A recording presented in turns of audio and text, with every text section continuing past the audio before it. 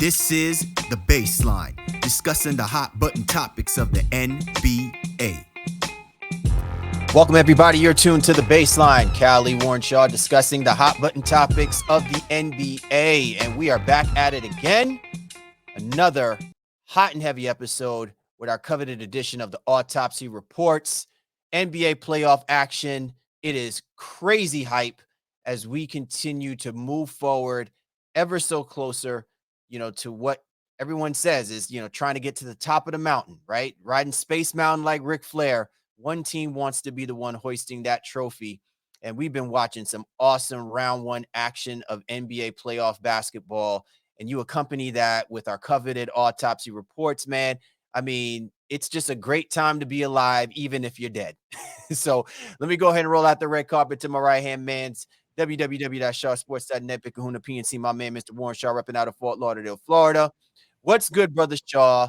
I know you have been thoroughly impressed so far with the first round action of NBA playoff basketball, and it just gets us all warmed up and excited for us to do another edition of our Autopsy Reports.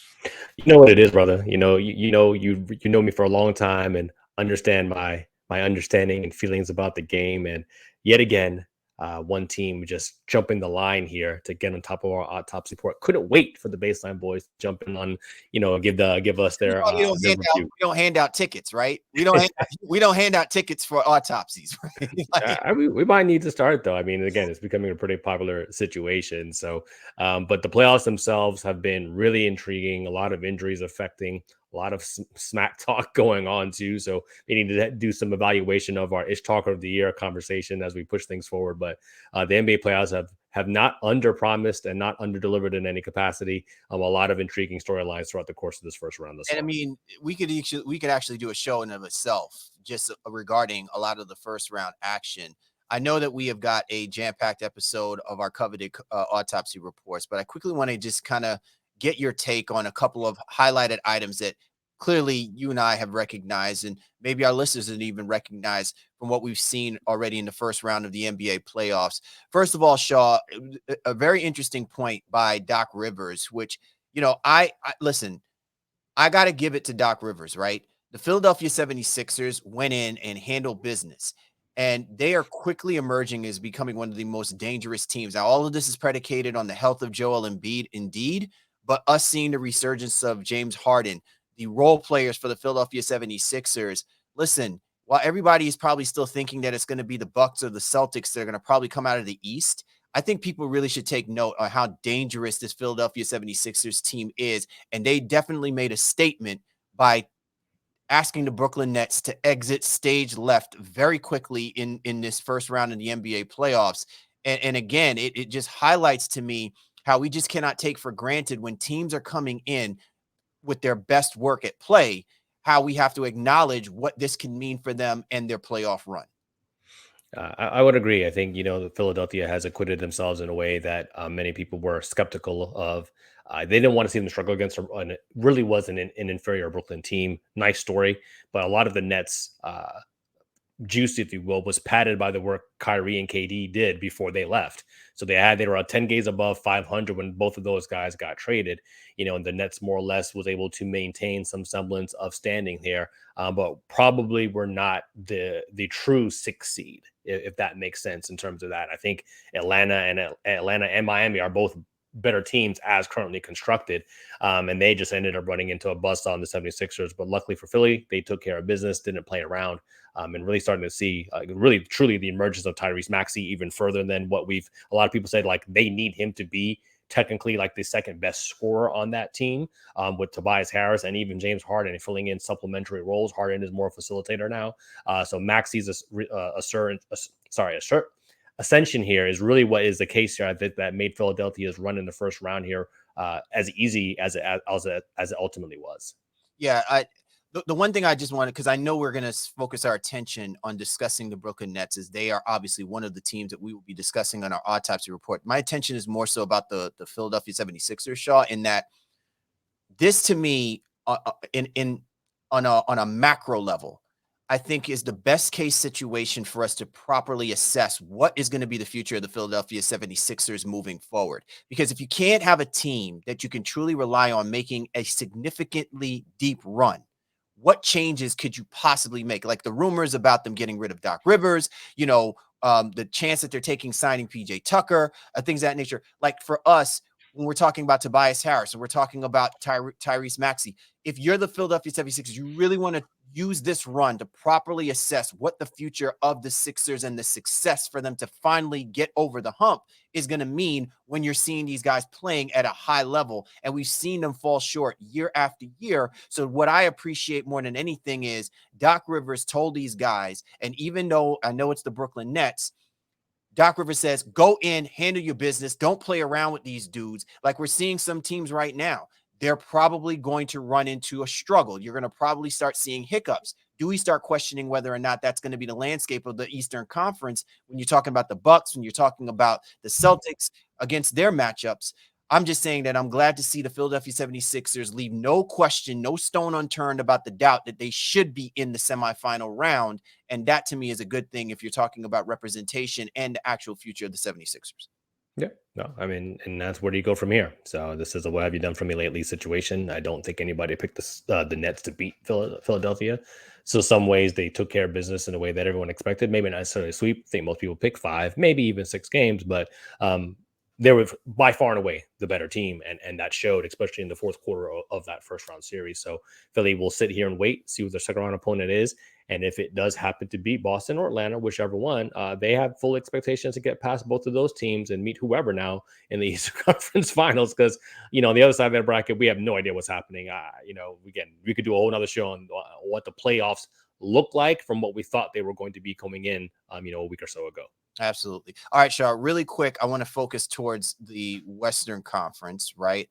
And what we're seeing emerging now with the Phoenix Suns, right? Like everybody has looked at them and said, if these guys start putting it together, they mess around, they essentially are going to look like the Golden State Warriors from 4 or 5 years ago. So, my whole thing is when you look at the Western Conference and you see how things are playing out in that first round, what I have acknowledged is the chippiness, the competitive level has gone up way high, right? Like even amongst the brotherhood of the NBA, we're seeing guys basically saying it's going to be all out, balls out when we're playing against each other. We don't care about what the ranking is. We don't care about what jersey is on your chest.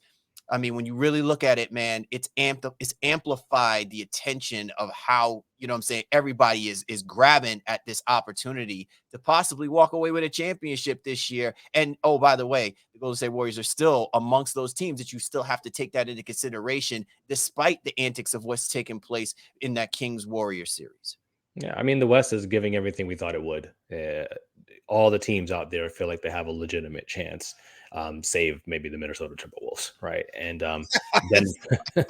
Denver has. Oh, you didn't even throw shade. You just threw an eclipse. I mean, we're just keeping it a buck. I think at the end of the day, like they don't have championship aspirations. Like really feel like that's where they can be, in their heart of hearts. Everybody else thinks like they could probably do something. And I mean, whether good, bad, or indifferent, a lot of people would probably say the Kings don't have a real chance at this. But as we record, leading in their series and whatever it is, everybody feels like they're right there. So I think what we're seeing is really truly the testament of that, of understanding like, why not us? Why can't we possibly win? Especially if we can stay healthy. And I think that's obviously the unfortunate case for the Clippers. With Kawhi going down with the knee sprain and not knowing when he'll be back, that puts them at a disadvantage to the aforementioned Phoenix Suns, as you spoke about. So the West is great. I don't have a good sense of it right now. Of who really is the best team. I don't think Denver's being challenged in a way that is probably requisite, but you can say maybe it's a nice tune-up for the next round. And if they do meet Phoenix in that second round, that's going to be a really great series, and I can't wait to see it. Absolutely, man. So, yeah, that is our quick roundup of first round action so far. And obviously, you want to keep us locked here because we will continue our conversations and highlight all of the things that are taking place.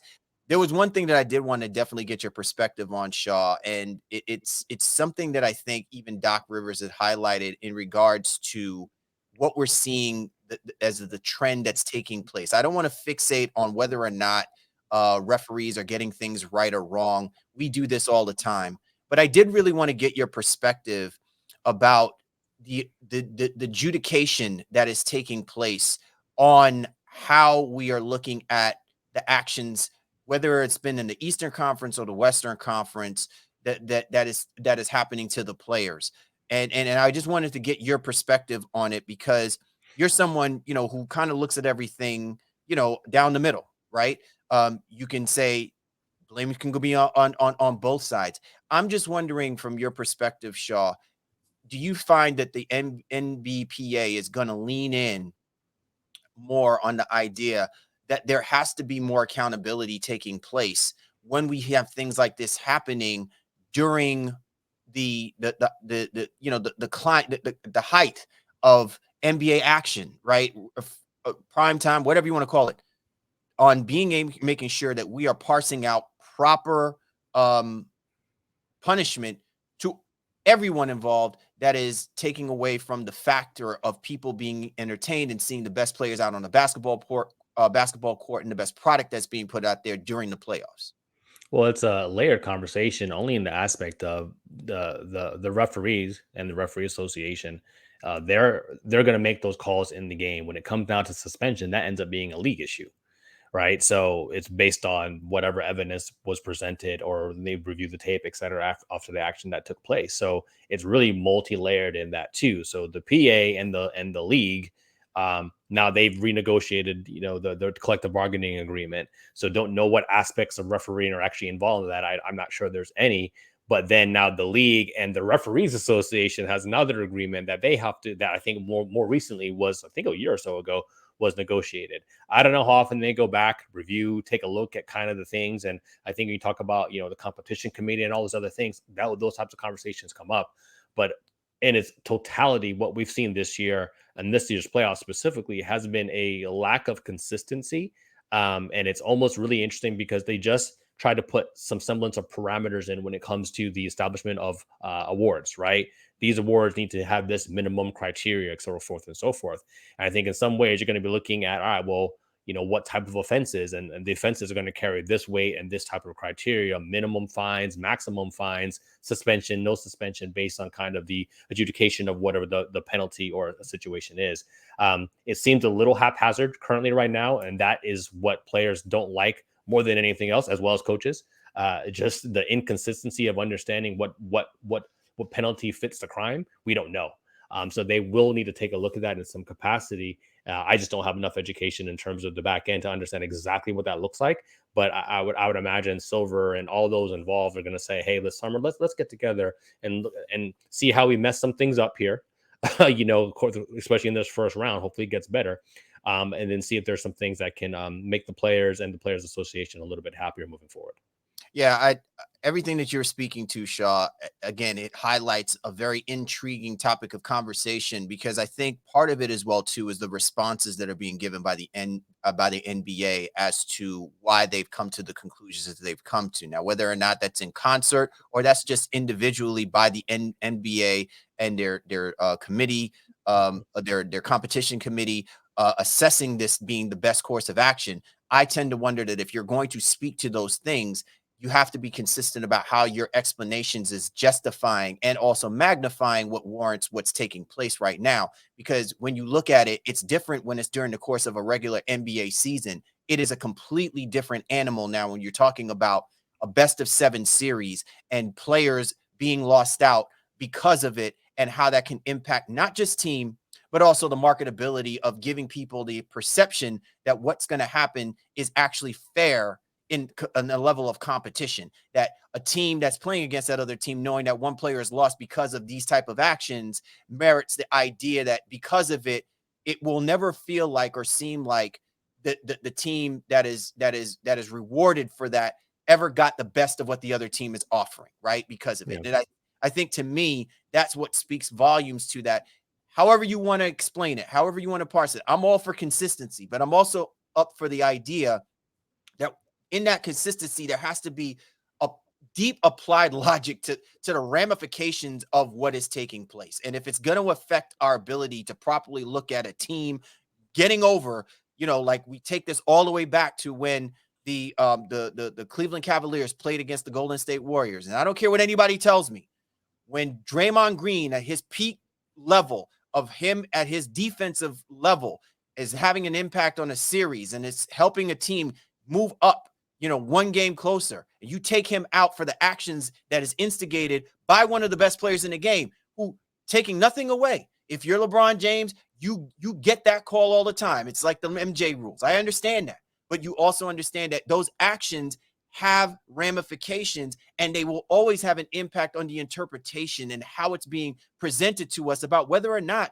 the team that wound up getting rewarded is getting rewarded too much for it and is taking away from the essence of two teams competitively going at it and playing to the best level possible. If it's something where you're going to eject a guy for the game, no problem. But to suspend him and then to allow it to give life to the idea that this is always rigged. And you remember your Sacramento Kings from way back when, Shaw, playing against the Los Angeles Lakers, always had that feeling like it's a rigged game against teams that you seem to think, hey, they're out there to compete. They're out there to give it their all. You don't need to reward the better team because of certain situations or antics that are taking place. And if you're not going to assess it properly, then you're giving that to the other team anyway, even if that's not your intent. So it's amazing to me. We're coming right back full circle to this. And I'm hoping that they figure this out as we start getting a little bit closer, semifinal, conference finals, and eventually the NBA finals, because you just don't want that to affect the overall product and the viability of people believing that it has been a competitive, fair series for both teams to get an opportunity to win a championship. Cal Lee Warrenshaw, the Baseline NBA podcast. And as always, man, we appreciate you and yours for hopping on board with us this week. We got a lot to get into, man. Shaw and I are about to drop on them white coats, and it's time to examine and exhume two new teams that are being added to the slab for our autopsy reports. We will be talking about the Toronto Raptors and the Brooklyn Nets. Both teams, interesting paths to their deaths. And obviously, our eulogies will be somewhat of an interesting call, so to speak. Is there a future for both of those teams? Obviously, one of them is taking a completely different path about dictating where their future is going to be, and we'll talk about that in a moment. But it's going to be a great conversation nonetheless. As always, be sure to get at my man Shaw, at Shaw Sports NBA. Get at me at Game Face Leader, Shows to Inhana, and NBA Baseline. You know where to find us, and you know where we're at. So go to www.thebaselinenba.com to catch us and all of the great episodes that we've been dropping for your listening pleasure. Also recognize, too, that if you follow us on YouTube or you see us on the media channels, you can catch us with the 19 Media Group. Just look for that nice bright blue symbol down in the corner. You know that 19 Media Group be running these content streets. So go to www.19mediagroup.com to catch us and also the great shows that are part of the 19 Media Group family. We run these content streets, 19 Media Group. Before we get into our thing, we got to plug in, and we got to always make sure that we big up our partnerships with the people who we do our work with. So as always, man, Shaw, it's that time of the year. NBA playoffs. I'm rocking it. You're rocking it. We're all about that, showing love and support for our teams. But are you showing the love and support for your teams if you're following the NBA playoffs? Well, if you are looking for the ultimate destination for NBA gear, look no further than the NBA store. With a huge selection of authentic and high-quality products, including jerseys, hats, and accessories, the NBA store has everything you need to show off your team pride. Plus, with exclusive and limited edition items, you can make your collection truly one of a kind. And with an online presence, you can shop from anywhere in the world. So don't miss out on the latest trends and experiences. Visit the NBA store today by clicking on our affiliate link. If you are listening to us on your favorite audio platform, be sure to check the link in the description of the show. The Baseline is working in affiliation with the NBA store /Fanatics, and will be compensated for your patronage by utilizing our link. So we always will thank you for the love and support. Be sure to go to nbastore.vwz6.net/baseline to be able to take advantage of some great discounts being offered by the NBA store /Fanatics. And obviously, you'll be showing love to the Baseline family as well, too. You know how we do. You know how we roll. Let's get it started. Autopsy reports here on the Baseline. Time to break it I break it down to the bone gristle.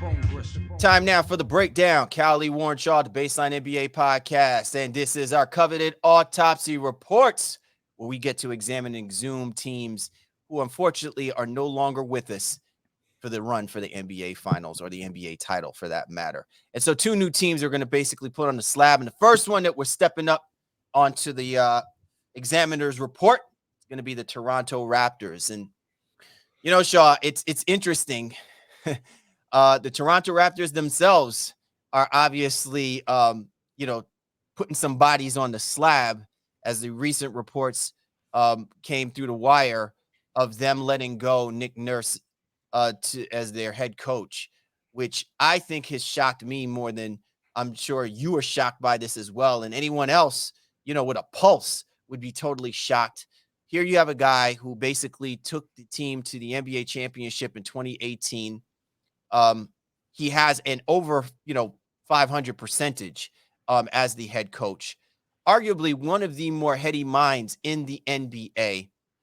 I think it really surprises me that given the circumstances and what the Toronto Raptors basically had to do to get to themselves to be a part of the playing situation, and though they did not, get into the playoffs, understandable. The fact that Masai Ujiri just thought it was best that they part ways with Nick Nurse.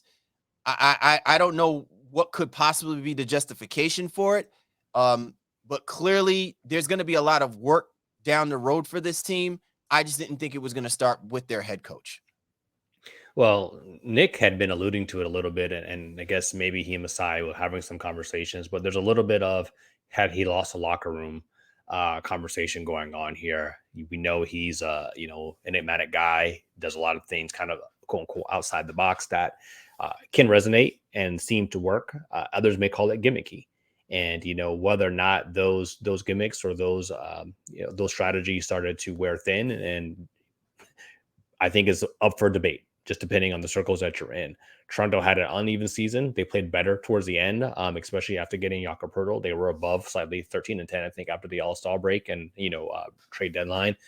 So they finished at 41-41 though, right? So this is a team that I think looked dead in the water for a little while, but then showed glimpses. And I remember various reporters are watching games and sometimes saying it's like, yo, how is this team where they're at? Just feeling like they were completely underachieving. Ultimately, though, Nick Nurse, has moved on. I feel like while it's coming off as a quote unquote firing, I think he probably was not long for the job in that itself as well too. So however it goes, he moves on, and now Udoka is a leading candidate in the clubhouse for a team that has obviously some talent with it. They have some big roster decisions to make as well, though. They acquired Jakob Poeltl, as I mentioned earlier, but he's not under contract, so they have to figure out they're going to re-up on him, but at what number does that give you? And a question I want to get to for you is really kind of dual-fold, because they have three guys in very various different situations. Fred VanVleet has a player option. Gary Trent has a player option. OG Anunoby just wants to be out. He wishes he had a player option because he would be exercising that and piecing out on them, I think, on the first thing smoking. So VanVleet did not have a really great year, especially shooting the basketball. He really struggled with that. But I think there was a lot of like, oh, he's going to opt out regardless. He's owed $22 million. I mean, yeah, he's not done playing basketball, but can he bet on himself and stay and then try to increase his value, for the next season? Or does he opt out now and see in a weaker free agent class and say, well, I might be one of the best free agents out there. Do I go out here and see if I can, secure 3 years, 60, 3 years, 70, whatever it ultimately is? That's my question for you. VanVleet, Trent, and Anunoby. Let's kind of start with the VanVleet side of it first. So Fred VanVleet to me is a very interesting player. And me following him over the last couple of years, I've often said, like, he's a mercurial kind of guard. He's not the kind of guard that I think you can't coach down, and I don't know whether or not you can completely coach up. I think he's someone that just pretty much stays within himself and stays within the zone. And maybe this is part of what's triggered, size thought process in considering what moves have to be made in order to determine what kind of future the Toronto Raptors are going to be. So the reason why I say all of that is because, Fred VanVleet is going to give you about 20 points per game, but I just thought he was always equally effective when he was coming off the bench during that, essentially during that year that they won the championship, right? Like, I think part of that difference in the way that the Toronto Raptors have always responded as being a quality team was driven by the way that Kyle Lowry led that team. I think it also drove, Jerry's decision making process about moving DeMar DeRozan for getting a Kawhi Leonard. I want to see where, if you're telling me that Fred VanVleet is going to be your point guard, have we seen the elevation of Pascal Siakam's game, right? Are we going to see the elevation of Scott Barnes's game? I don't know if I worry about Gary Trent and OG Anunoby. I feel like those are part of those yesteryears of the Raptors, because 2018 up till now, there's a distinction about the way that this team was supposed to be moving and the direction that they were moving for us to really determine if Nick Nurse truly had a finger on the pulse of this team.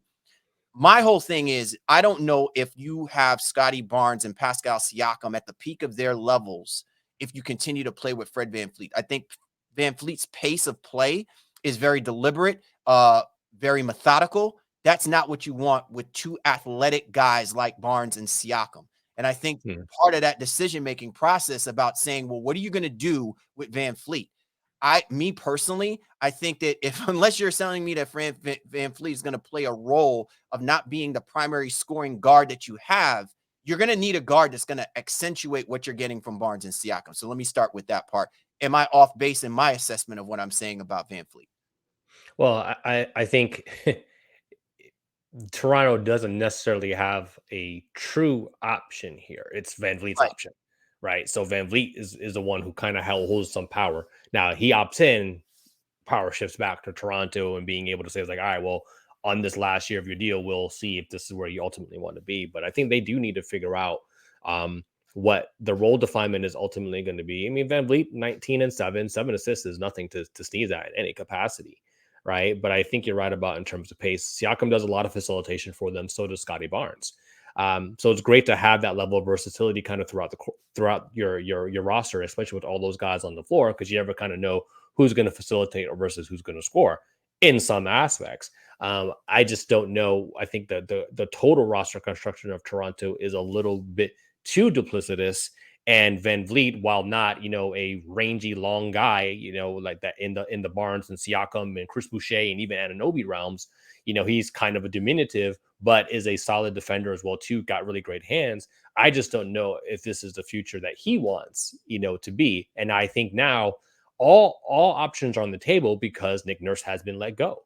So does he say, yeah, shit, I do want to stay another year if you're going to bring in a guy like Udoka who led a team to the NBA championship in his first year as a head coach, right? Well, a la Nick Nurse, right? I think that has a lot to play with some of the decision-making of both Gary Trent and Fred VanVleet. Like they may say, you know what, maybe I will say though, I think Trent probably has more to gain by opting out than VanVleet does currently. And VanVleet is a better player and even had a better year statistically. But I think the aspect of what Trent does as a shooter and as a pseudo defender, he may be able to go out here and cash out in a way that maybe VanVleet may not be able to, because sometimes people are hesitant to pay guys who are smaller, like VanVleet, long term. So especially since, again, he didn't have a good year from with the percentages standpoint. Not that he didn't have a good year at all, but the percentages were a little bit down. And that might have some teams like, hey, maybe try to get him at a discount. But again, this is about market value. And if you wait and go to another year where there's better free agents available, well, that probably drives your ability to make money down. So do you jump out the window now, or does Toronto say, hey, we really want you? That's why I say this is a really interesting situation here, I think, for the Raptors, because, I don't know who's going to blink first and, what everybody wants, because the firing of Nick Nurse looms very large, I think, for the roster rotation and everybody else on this team, how they'll be able to move forward, moving again as next season comes about.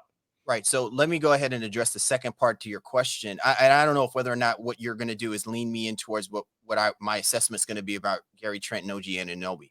But let me put it like this, Shaw. I would rather see VanVleet slide to the shooting guard position if your intent is that you want VanVleet to still be a part of this constructed roster of Barnes, Siakam, say, and having VanVleet. But then you cannot have Trent and Anunoby. I would probably like to see Barnes move back over to maybe the small forward position. Siakam naturally gravitate to the 4 if that's the intent. Here's my thing. VanVleet cannot be your primary ball handler.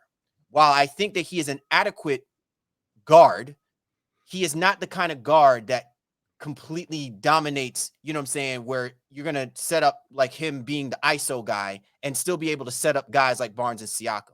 I just have seen way too many instances where you're pushing VanVleet in a space where I think he's built with someone better coming off the dribble better than having to be the primary ball dominant guard. I think it compromises a lot of what you can get from Barnes and Siakam if he's primarily your ball handler. Also, let's keep in mind as well, too, the Toronto Raptors are among one of the worst teams in space. You have 2 thoroughbreds in Barnes and Siakam, who I believe are better in transition. You're not getting that with VanVleet. So if you're going to have VanVleet, he needs to be your 2. I think that he shoots the basketball better. I think he comes off the dribble better. Get a legit guard who's going to be able to help open these guys up a little bit more, operate with more pace and play for them so that you have a balance of whether or not you need a half-court set player like VanVleet to be your primary scorer, or you can have guys on the open blocks like Barnes and Siakam taking advantage of what they can give you with their athleticism as the front court players, right? With that being said, it can't be at the expense of saying, well, do I keep Trent or do I keep an Anunoby? Because I really think that you're getting essentially the same kind of players. The only difference is I see more upside with Anunoby if as long he stays healthy. But we've seen his track record of him not being fully healthy for the duration of time. I think this is this last season is the first season we actually got to see Anunoby in full blossom for everyone to see what he can bring to the table. But that doesn't necessarily mean that it yields success for the Toronto Raptors. This would have been great back 2018 prior when they've had him. But up to this point now, I just think it becomes an anomaly. I just think it becomes like too little too late. And it's more to the advantage of Anunoby for what he wants to get as far as contractual goes, that he may go somewhere else where, being the type of player that he is, it's going to be better for that team than necessarily what he's going to continue to do if he does it with the Toronto Raptors. Well, let me tell you this. Without knowing Anunoby in any capacity, this is not sourced or anything like that too. Anunoby thinks he can be Mikal Bridges, basically. He thinks he can, if you give him the opportunity to go be the man on a team. I'm going to have some words about Mikal Bridges, and I know people are going to probably be like, what the hell is Cal talking about? But we'll deal with that. Sure. We'll deal with that examiner's report in a little bit. But Anunoby, I think in his mind is like, yeah, I can go out here and get you 20 plus a game if I was given the opportunity to be at least a number 1 or even 2 option, because Siakam is there, because VanVleet is there, even Barnes to a lesser degree. Those guys they all just kind of do enough and cancel each other out in a way. Siakam was clearly the best offensive talent on the team and really good. He's really had 2 bounce back years in a row that have been stellar statistically, and all-star level, et cetera, et cetera. But your point going back to it about VanVleet is interesting because a couple of things bother me about Toronto. They're last in rebounding, so they got Pirtle to hopefully try to avert that. Pirtle's not going to catapult them 15 slots, in the rebounding category, but he's going to help. But they're also one of the last teams in shooting as well, too. So now you just kind of wonder with VanVleet, Gary Trent, OG Anunoby, Pascal Siakam, Jakob Pirtle, how do you figure out that role delineation? You still have Chris Boucher coming off the bench as well, too. It's just there's a lot of things that just don't really seem to work, and they are going to have to probably move 1 or 2 of these guys. But the question, again, we keep coming back to is, well, does the problem get solved for them by VanVleet and Gary Trent opting out of their contracts? And if that doesn't happen, well, you're quote unquote stuck with them for a year. Best case scenario, maybe you do a 2-year extension with, team option, player option, right? Like you get an option next year, they get an option the following year. I don't know. But those are the biggest questions, I think, surrounding this Raptors team, especially, like I said, in a free agent class that doesn't really seem like they'd be interested in some of the guys that might be out there. And then financially, they wouldn't be able to bring in people without moving a lot of contract and salary out. Anunoby, I think, wants out. VanVleet, we're not sure about. Trent, we think probably would like to stay, but just wants a pay raise. And then they got to, and they have to more or less definitely re-sign Pirtle, who they brought in after trading him the first time to San Antonio and bringing him back now. So they're in a precarious situation, and not to even mention the roster development, of Delano Barton, who's also a free agent, and then Precious Achua as well too, who Also, they got now, in a trade as well. I'm glad you brought up Precious Achua, because here's my thing: what do you do with him? What becomes of him if the target, to your point, Shaw, is possibly figuring out a way to re-sign or re-up Jakob Poeltl, right? Like, I'm just wondering, like, what is the overall makeup? Because let's also be realistic about this team as well too. As promising as some of these names are that we've thrown out there, their bench is really not that good, right? Like, they're not the most productive in the essence of, if I sit a VanVleet, I sit a Barnes, I sit a Siakam, or I sit an Anunoby, that these guys are going to collectively amplify this team's ability to score the basketball. Great team defensively, but god-awful defensive, awful offensively. And that to me is, I think, part of that problem. We've talked about with other teams. They look like promising dudes, and you want to keep them on the roster. You keep them. Now you've overflooded the position. You know what I'm saying? Like, you got too many guys doing the same thing. So I'm in fear of this is what may become of it. And listen, to Masai's credit, he has always done an excellent job of diversifying the rosters that he puts together. Now, we may not see it all come to fruition, right? Because they've only got one championship to show for it, and it basically took them getting a superstar to do it. But we never question us looking at someone on that roster saying, damn, that guy's got a great future. You know what I'm saying? If you're playing as a Raptor, right? Like, I'm just wondering what's, because we've started to see the deterioration, so to speak, now of what was one of the strong points to the Toronto Raptors through the course of the years between Casey and Nurse, is that they had depth and they could put guys in and they can be productive. Maybe they played above their heads. We're not seeing that now. And this season, you really saw it kind of fall off the table because they really weren't able to generate much of anything in the way of getting reliable guys to come on and be, plug and play dudes. They're going to make up for some of the things that they weren't able to get from their starters, and or just what they weren't getting at all, to leapfrog them in a way where they weren't playing in the play-in and things of that nature. Yeah, I struggle with trying to understand the obvious direction, because you're going to look at this team again, 41-41, got eliminated in the play-in, game, if you will. 11th and 12th, I think, offensive defensive rating. So like, they're not terrible, just outside the top 10 in those things. While they do struggle with the rebounding, they do struggle with the shooting, as I alluded to. What is the clear path to roster construction? And I don't know if it is the version of Anunoby. And for those who might be interested, or would have been interested in a Mikal Bridges, I'll just continue to kind of like hammer down on that comparison. All right, well, if people out there want Bridges from Brooklyn and would give you 2 or 3 draft picks, well, is that the mode Toronto wants to go in? Because you're not in a rebuild. So can you get pieces that make sense for a mid build that ultimately fit what you do? Can you basically do what the Lakers kind of did here at the trade deadline, right? They reconstructed the roster around the core pieces, but got pieces that fit more adequately. And that's where it takes the work of a seasoned general manager and a great front office to understand the cap and the numbers to make offers out there that get some pieces that make sense. Like, who would be sellers? They need shooting, as I said, they need rebounding, as I said, but they need pieces that fit around Siakam and Barnes, because then, as you were talking about in the outset, even with Achua and Chris Boucher, those are complementary pieces that are somewhat duplicitous, especially because Siakam is a 4-5, Pirtle is a 5, Barnes is a 3-4.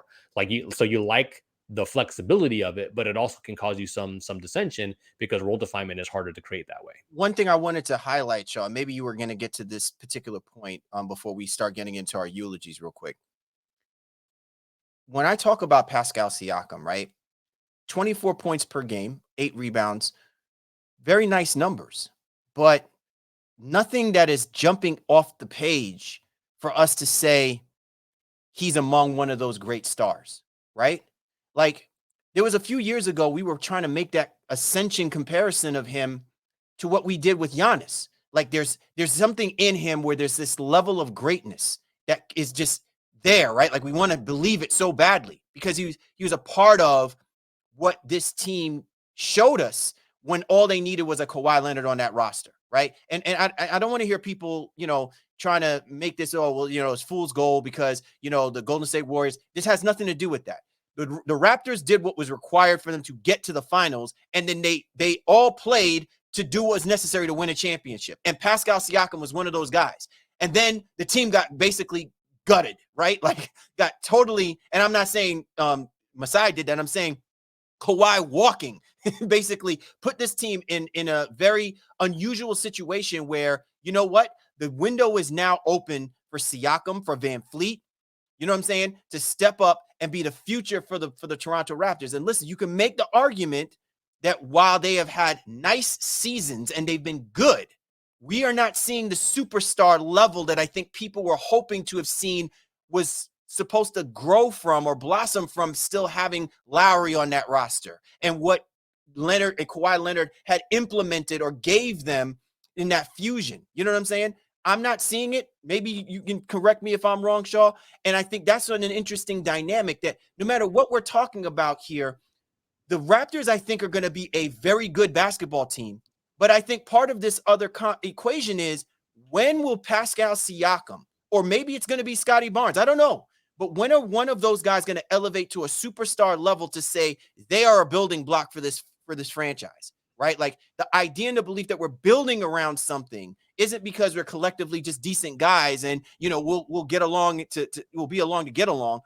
One of them is going to have to step up and say, I'm the next Vince Carter. I'm the next Tracy McGrady, right? Like somebody has got to step up. Like DeMar DeRozan and Kyle Lowry, for their part, for what they accomplished and what they did, they were the stars of the Toronto Raptors. I have not been sensing that with Pascal Siakam, even during these years post them winning the championship. And the 25 points per game, while it looks good, is a number. It doesn't accentuate the level of stardom that is required for them to be competitive in the Eastern Conference. I mean, I won't disagree with that. I think he's not a empty calories guy. It's not. No, I'm not. But you know what? It's the same breath that I talk about with Karl Anthony Towns. Sure. Right? Yeah. Good, very good player. Obviously puts up really great stats, but there's just something missing when it comes to that oomph in terms of being the guy. And if Siakam is your number 2, I think you're fine. So again, I'm not knocking Siakam because I don't think I don't think he can be that. And that's why I think Toronto's built the roster in a way that complements him and allows him to be, their best scorer, but not necessarily, all right, the guy who's going to make and take the toughest shots. I think that actually goes to VanVleet a lot as well, too. Scotty Barnes is still has a lot to go in terms of his offensive development before he could even sniff that. And I don't know that he'll ever beat that either as well. So that brings you to the other question. It's like, all right, well, can you just be this team that does it by a certain level of depth with really good, even all-star talented players on your roster, but the other pieces that complement those all-star pieces to make your team that much better. So I think you were onto something with maybe it is the moving of VanVleet or moving on from him and whatever that ultimately looks like, or moving Anunoby and getting pieces that ultimately surround them. Because I don't think you're going to be able to move Siakam. He's going to make $38 million over here, each for the next 2 seasons or whatever. And Scotty Barnes is a talent who they still obviously want to develop, right? And he still will be going into year 3. So I think those are your quote unquote building blocks for now. But I don't know if you're looking for the Raptors to suddenly develop or have a superstar. I don't know that that's in their makeup right now. I mean, and you could say the same thing for, we're not going to talk about them here today, but the Knicks are doing that without a true superstar. Brunson and Randall are really great players, are really good players, all-star level players, but they're not superstars. So I think it's about roster construction, coaching, and that allows you to get to whatever level of success. And then, there's a cap on that. There is, like traditionally, but sometimes you catch lightning in a bottle. And I think that's where the Raptors will ultimately try to go with their team. Absolutely, Shaw.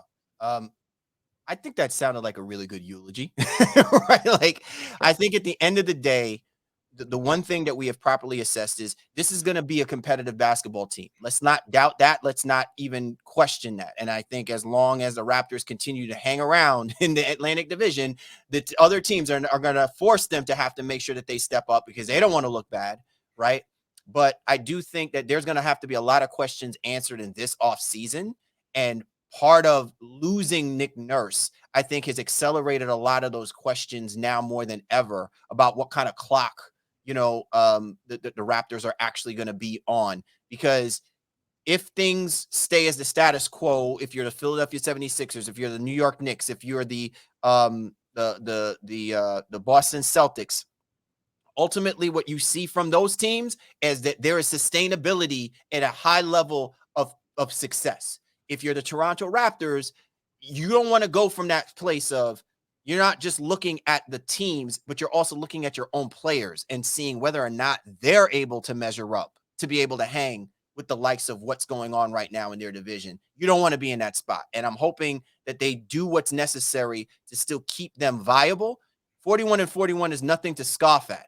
But at the same time, it also kind of gives you a little bit of a precursor about where the trend might be for this team. If they get the right coach, we may be talking about, yes, they're going to be good on one end, probably bad on another, but you want to start seeing where it's going to mount to something, here in the absolute future. You're tuned to The Baseline. Cal Lee, Warren Shaw, discussing the hot button topics of the NBA and our coveted autopsy reports. Coming up, we're going to be talking about the other team that's out there in the Atlantic Division, the Brooklyn Nets. How good is their future? How bright is their future? And I know I didn't mention them as well, too. Are they going to be neck and neck among chasing for the bottom?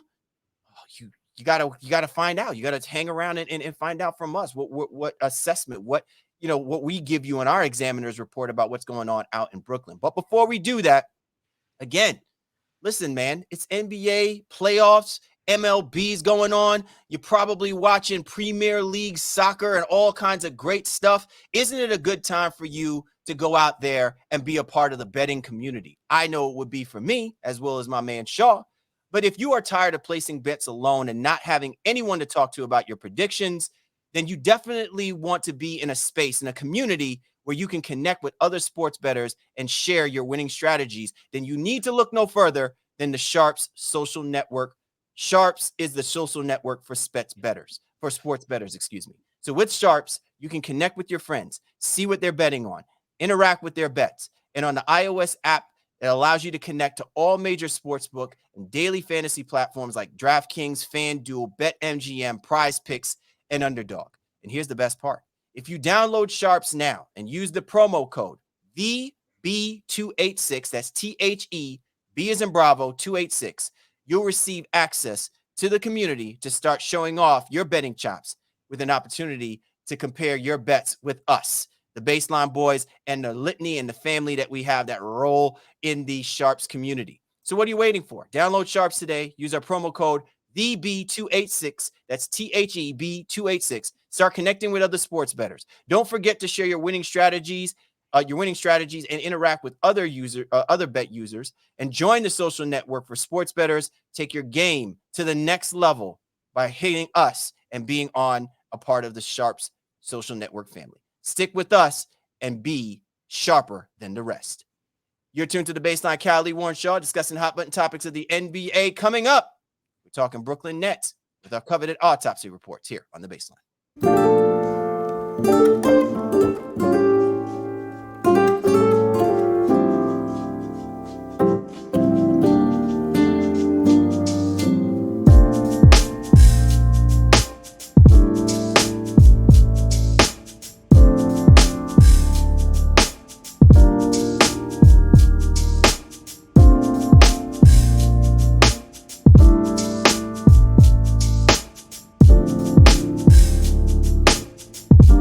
We are back, Cal Lee, Warren Shaw, Baseline NBA podcast, and we continue our coveted autopsy reports as we focus our attention on the Brooklyn Nets, one of the latest teams that got exited stage left, so to speak, through the playoffs after being routed by the Philadelphia 76ers. Shaw, one of the things that I found interesting about, the Brooklyn Nets is the narrative about this is that, obviously the team got helped by the record prior to the trade deadline with Kyrie Irving and Kevin Durant, allowing them to basically be 16 games above 500, something like that. They were 10, 11 games above 500 when they got traded. Okay, so listen, at the end of the day, while I understand that, they got helped and they didn't have such a great record, the team still finished 45-37. Okay. given that kind of movement for a team where essentially 3/5 of your starting rotation is gone, it's just like poof, disappear. You still manage to have an above 500 record. You still manage to be a top 6 team in the Eastern Conference. That, to me, I think you could spell out as a positive victory, no? Or is this fool's gold that we're talking about? It's in the middle. Look at you. It's like it's in the middle. So the team was 11-13 after the All-Star break. So 2 games below. A lot of that is, strength of schedule, et cetera, et cetera. So a lot of factors coming into that. Got to learn new systems, continuity, moving guys around. So, not trying to read too much into that. But at the same time, this is an average basketball team without elite level talent. So it's good as Bridges was, and his 3-point celebration and all of those great things. This is a team that still needs to figure out how they're going to develop and get better moving forward. Again, I will continue to sing the praises of Jacques Vaughn here, but he continues to get dealt a hand that is harder to deal with, that he really has to use his coaching acumen to figure out, all right, well, how do I make this roster different, better, and extrapolate the most amount of talent? So with the various draft picks coming in and out versus the various deals they've made over the course of the years, they have some things at their disposal here. One key thing, and I don't want to get into an overall tangent about it, but something has to give with Ben Simmons. Whatever that is, something has to happen there, because that's obviously a lot of money on your books. And whether you feel like you can utilize him as a high price guy coming off the bench in whatever capacity, I don't know that he can fit into a starter's role here or not, but that's a conversation they really have to have with both Ben and themselves as an organization moving forward. But Joe Harris, like, what's the status of him? He's still under contract. Can he move that deal? Not really getting much run out here. Seth Curry is going to be a free agent. Cameron Johnson is probably like, yeah, F this, I'm out. Because anytime he gets 30 minutes a night, he's putting up 40 points a game. So can you figure out a role for him where he can be a super sub coming off the bench? Or is he just like, listen, I'm moving on to greener pastures. I'm not a part of this roster moving forward. Still need some size behind Nick Claxton.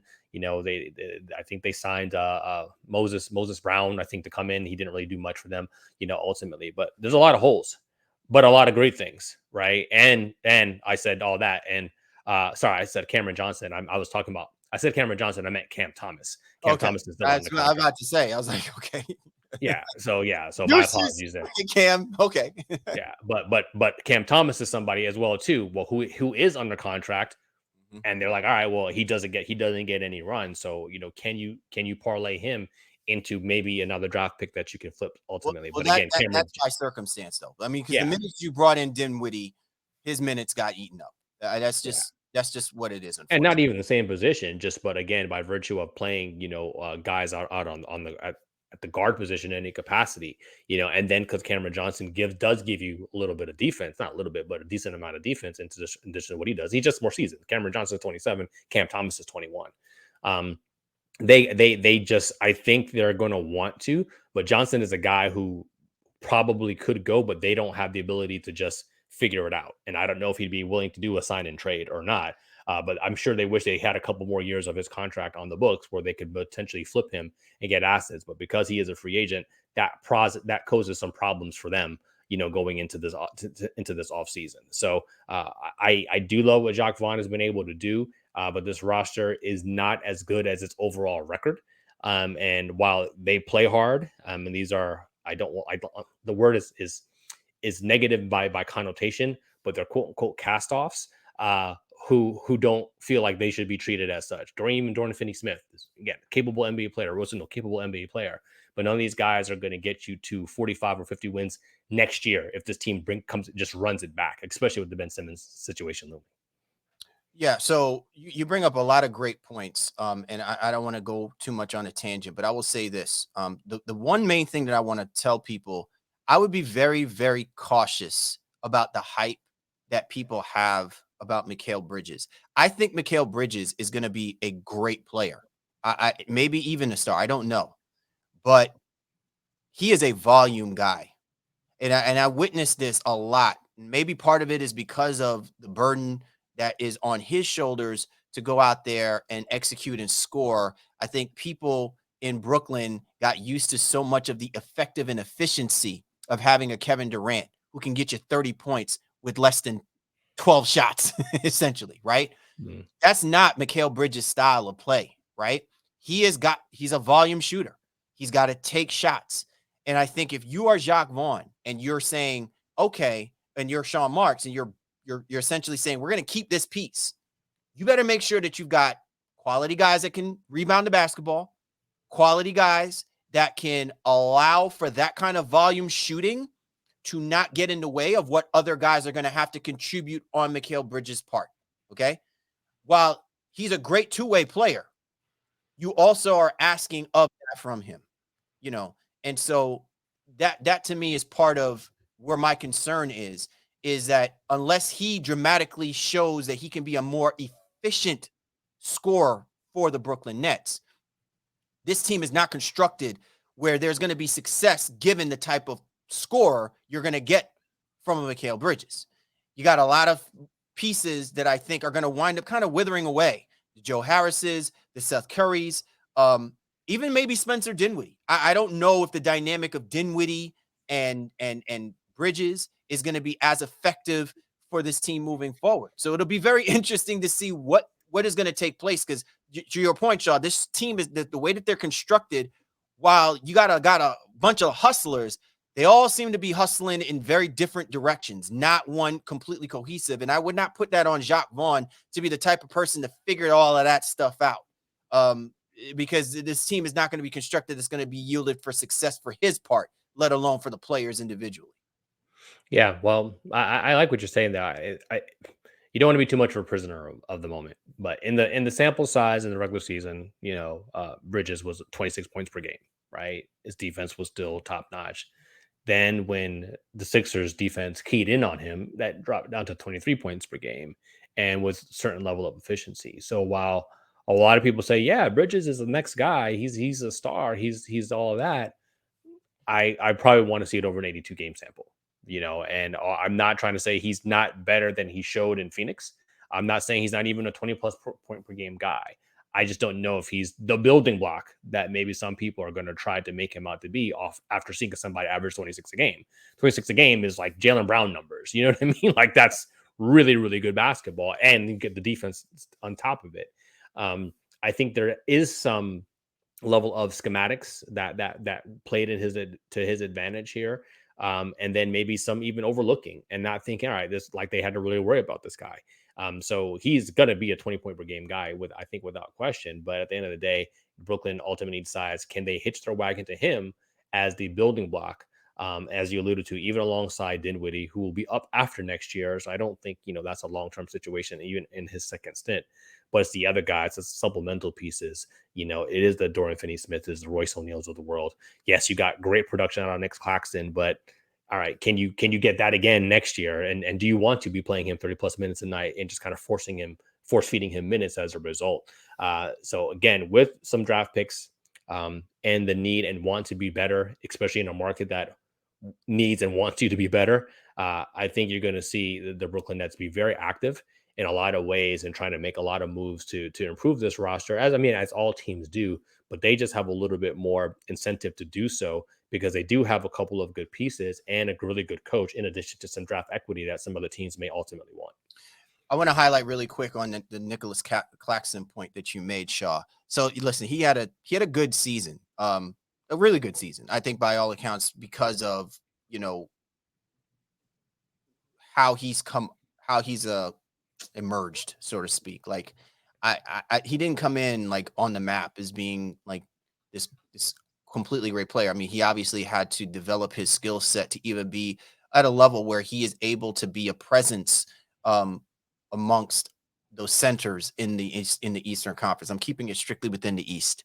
I will say this though, Shaw, you cannot tell me that Nicholas Claxton is capable of being able to hold his own if he's going to be dealing on a night in, on night out basis with the likes of Joel Embiid, Time Lord, Pascal Siakam, right? Like, there's going to have to be another step in his evolution, whether that's his ability to get bigger, like, bulk up a little bit, or his ability to be able to show that he can hold his own, stay out of foul trouble, and be a significant contributor on on not both sides of basketball, but from a rebounding perspective, defensive, principles perspective, is kind of like what we had questioned about Time Lord. Okay.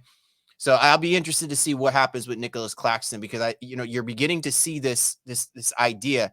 Jacques Vaughn was toying with it because he had no choice of running out this uber small lineup, and trying to create chaos against the likes of a team like the Philadelphia 76ers. The problem is, no matter what you do, you cannot match up for a guy who's 7 foot tall that can shoot the basketball, or a guy that's 7 foot tall that has the ability to out rebound you and give their team second chance opportunities, which I think is going to be a compromise situation for a guy like Nicholas Claxton, at times. So it'll be interesting to see what happens of this.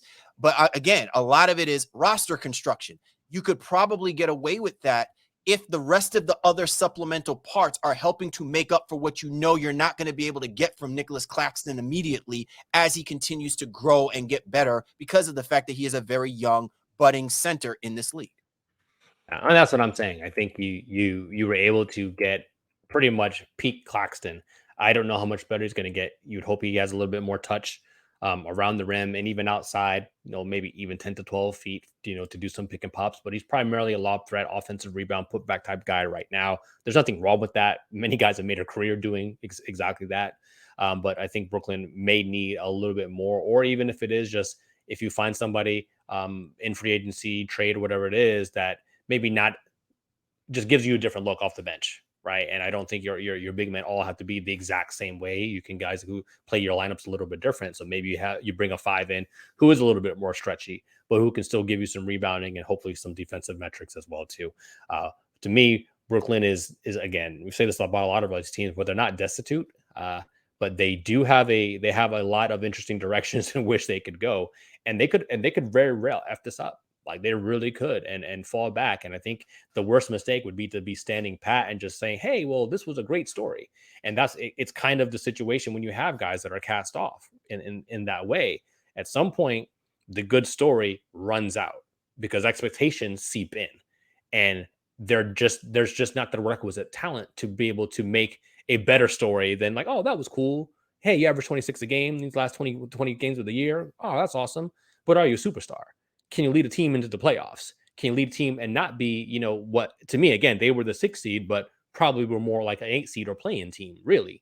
And if you bring this roster back as currently constructed, there's a very, very good likelihood that that's where they'll be in the play-in game next year, and maybe even out of the playoffs, depending on how other rosters and matchups go.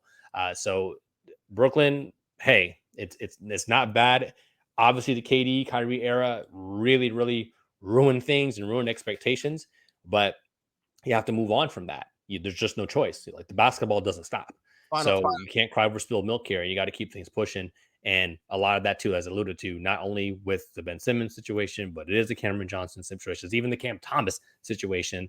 How do you get better from here with the draft equity that you have and the players that ultimately may be interested in coming to New York to play anyway? But how do you make that all work from a salary cap standpoint? Final question for you, Shaw. Do you think Sean Marks made up for, essentially what is going to be or has been?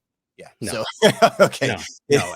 And it's not for a lack of effort. I think it's just such a monumental just fall and failure on all sides. Everybody plays a part in it. He played a major part in it as well. So he's got a lot more to do before he can make up for that. Do you think he'll be here in order to figure out a way to kind of do that, or no? That's a really great question. I think that's a really great question. This summer will probably be a huge bridge one way or the other. It's the fork in the road for him. Either you're going to hell or maybe you're going to purgatory. I wouldn't even say, I can't even say a highway to heaven, man. No, I can't even say heaven, because what happened with this Kyrie, KD, James Harden situation is it's epic. It's an epic failure. So is he moving in the right direction? Sure. But it's baby steps that it's going to take a very, very long time, I think, for the Brooklyn faithful to forgive the transgressions of the past year. Oh my goodness, man. You talk about a rugby shot. Ask me, man. I'm just trying to tell the truth. And listen, this is why we do eulogies, right? I didn't know whether or not you were giving one for the team of Sean Marks. No. Oh man, awesome show this week, Shaw, man. So much good stuff. tidbits of information and just flavorful things, man, with regards to both teams. Again, in the same division, both obviously got ousted really in the same kind of fashion, unceremoniously. But it's obvious, man, it yields for us to keep our full attention on what off-season moves are going to have to be decided upon and ultimately made before we start buying into the viability of both of these teams repeating themselves possibly this next season to do, if not the same, if not better, as far as their abilities to hang and compete and maintain in this Eastern Conference. Yeah, I mean, teams with talent, you know, and at least that's like they have some starting point in terms of talent on both of them, different starting points, and even different draft equity. And now Toronto has a problem not even having a head coach, and that ultimately will help them decide the direction that they go. But two really great teams that I think, again, there's always a hope of the next season. And if they can get a couple things right, they can both be firmly planted in the playoff conversation, not even the play-in, if they can get some things right. But that's a big if. And, you know, you're competing against 13 other teams, you know, within the conference who are trying to do the exact same thing. Right. But I like where Brooklyn and Toronto are both at for right now. And hopefully they will make the requisite decisions that put them in a position to be better than they were this past season. I really want to see who takes that step forward, that leap forward, right? Bridges or Siakam or Barnes or Johnson. I don't know if you can get another level out of Siakam, though. I mean, at 25, that's what I'm saying. I would be very interested to see if that in and of itself could possibly happen. No, but listen, so we've seen the crazy, right? Like sure.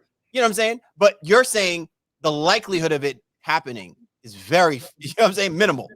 Like you're not riding the belief train. But I want to buy into the idea that somebody is going to try to take that step forward and elevate themselves. And to me, these are the only options that we've got. You know what I'm saying? Unless somebody makes a move. So it nonetheless, it's going to be must-see TV no matter how you slice it. Yes, sir. Absolutely. All right. Once again, man, we appreciate you and yours for hopping on board with us this week for The Baseline. Cal Lee, Warren Shaw, we appreciate you guys. You know we do. Catch up with you next